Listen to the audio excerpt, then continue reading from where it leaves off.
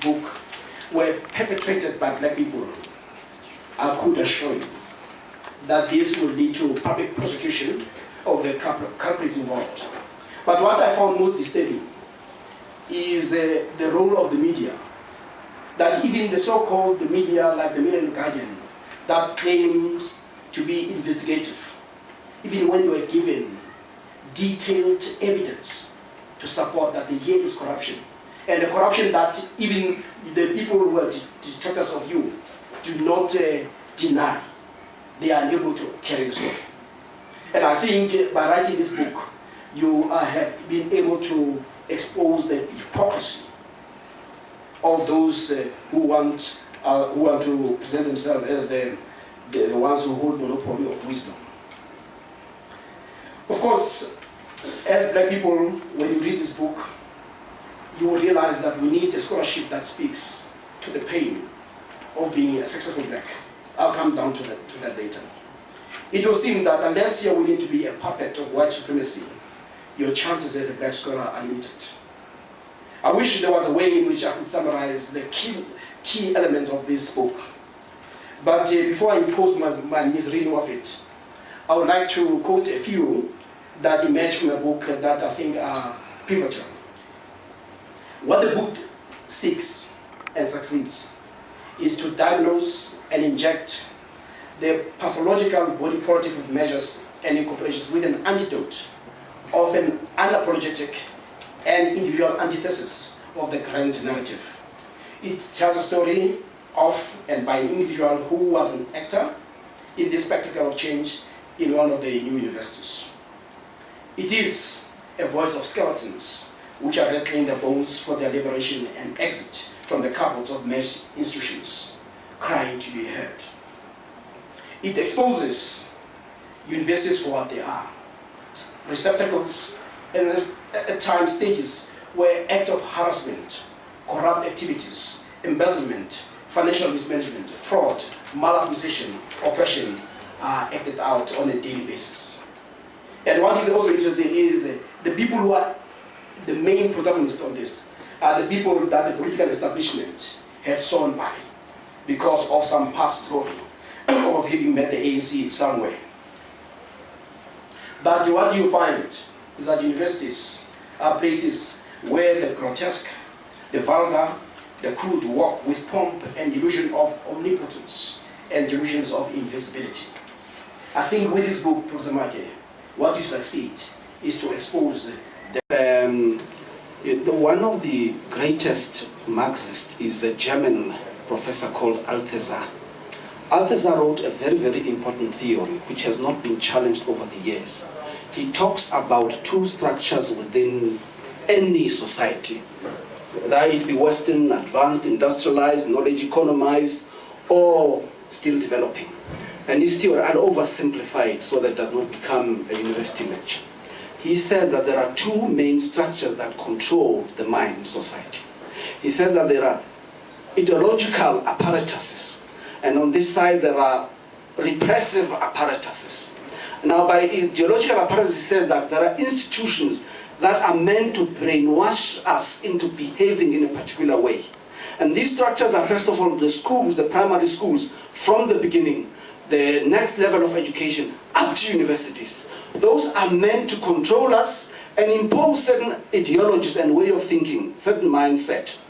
So when you go through these institutions, you come out of the university, you've got a certain mindset because the curriculum is set into a particular way. You cannot think outside the borders. And we see this in universities. You go to Vets now, where I spent many years. You go to UJ, you go to Cape Town. Students are no longer expected to read full books. They've got study packs. They take chapters from this book and then they pack them into study packs. And then they go according to certain outcomes. A very dangerous way of packaging education. You cannot go beyond it. You find students who get their degrees up to MA who have not read full books. Therefore, they don't have a wider knowledge of different ideologies. You find lecturers and professors who make students toe the line. If they belong to a particular ideology, they won't look at others.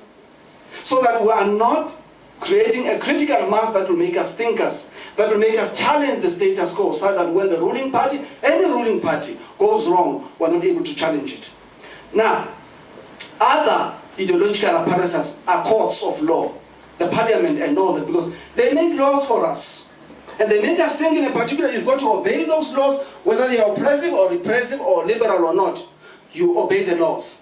Now it says that the violent apparatus stand behind the ideological apparatus. If you don't follow the line that has been set for you by the ruling party, they're not going to say, no, this is democratic, this is free and all that. We're in a new dispensation. No, there's a threat of the other violent apparatus. If you don't obey what they do, the violent apparatus emerges. It's the police and the army. They are there all the time. You stand up, you picket, you can go up to a particular point. If you know they come in, they beat you up with batons and all that. It's still happening now. You go to jail, it's still happening now. The army comes in, it's still happening now. So it is very, very difficult for us to create a critical mass if we are not going to educate our students in such a way that they read anything and everything, any ideology.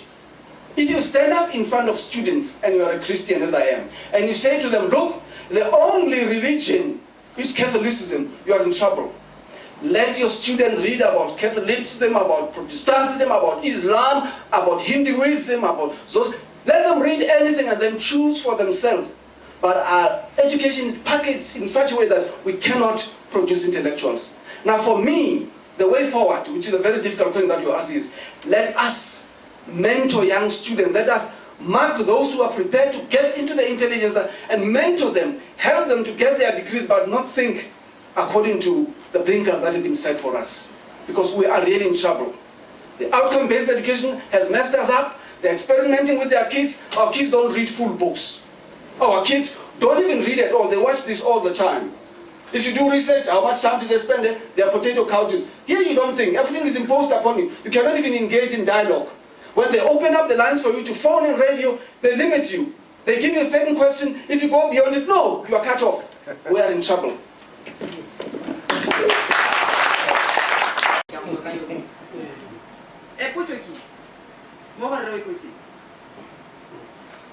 The university there, it's a matter really, it's a bonaka bahana katonya. Kailan lang, kung matlabon na di una ratatuan. Ini sih sana kan mungkin.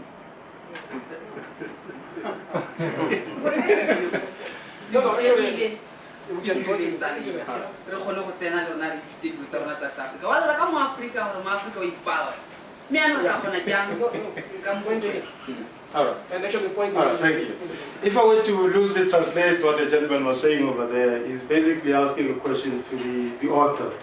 The question is, if you're complaining as Africans that white people, as it were, are resisting change, why are you not creating your own universities? I think it's basically a very pertinent question which has been going on in terms of transformation. I remember when 1994 came and we spoke about transformation, people said, you're lowering standards, you want us to lower standards. Are you talking about replacing whites with blacks? And the real crust of the matter was never actually dealt with.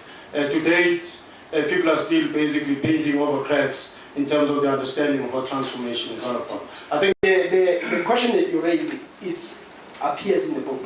Actually, one of the only chartered accountant, like a chartered accountant at that university, raised that question pointedly. He says, for as long when he was about to resign, Professor Magi approached him and said, but if you leave, who's going to be teaching the young people?